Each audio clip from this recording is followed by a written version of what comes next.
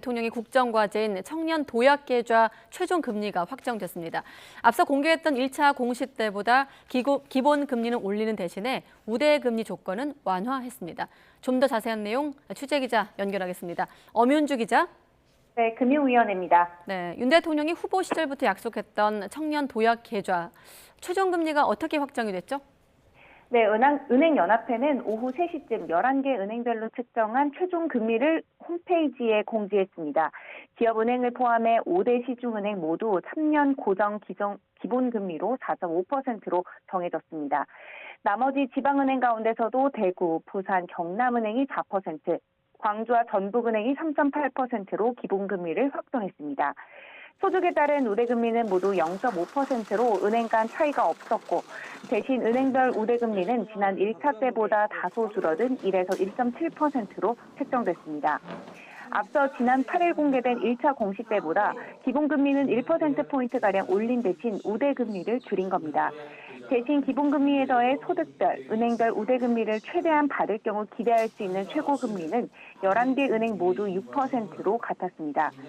특정 은행으로 가입자가 쏠려 대규모 손실이 나는 상황을 필사적으로 피하기 위한 것으로 보입니다. 청년 도약계좌란 개인소득 6천만 원 이하의 19살에서 34살 청년을 대상으로 매달 최대 70만 원을 내면 납입 금액에 비례해 정부 기여금을 보태 5년 뒤 5천만 원 안팎의 목돈을 마련할 수 있는 정책형 금융상품입니다.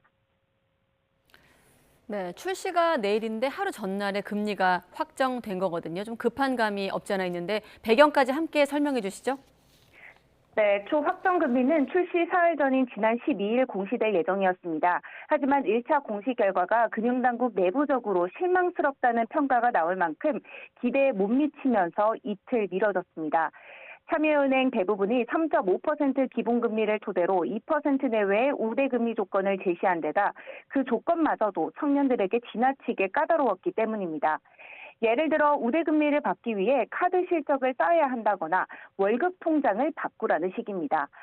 결국 실효성 논란까지 불거지면서 금융당국도 추가 협의에 들어갔는데 어제는 5대 시중은행과 IBK 기업은행 부행장급 임원들과 함께 관련 회의를 진행하기도 했습니다. 이 자리에서 금융당국 관계자는 특정 은행의 쏠림이 일어나지 않도록 기본금리만큼은 차이가 없었으면 좋겠다. 이렇게 사실상 지침을 제시했는데요. 이에 앞선 공시에서 유일하게 4.5% 가장 높은 기본금리를 제시했던 기업은행이 금리를 내릴 수 없다고 하면서 나머지 5대 시중은행도 기본금리를 4.5%로 올린 것으로 보입니다. 막판까지 금리를 둘러싸고 치열한 눈치 싸움을 벌인 끝에 드디어 베일을 벗은 청년 도약계좌.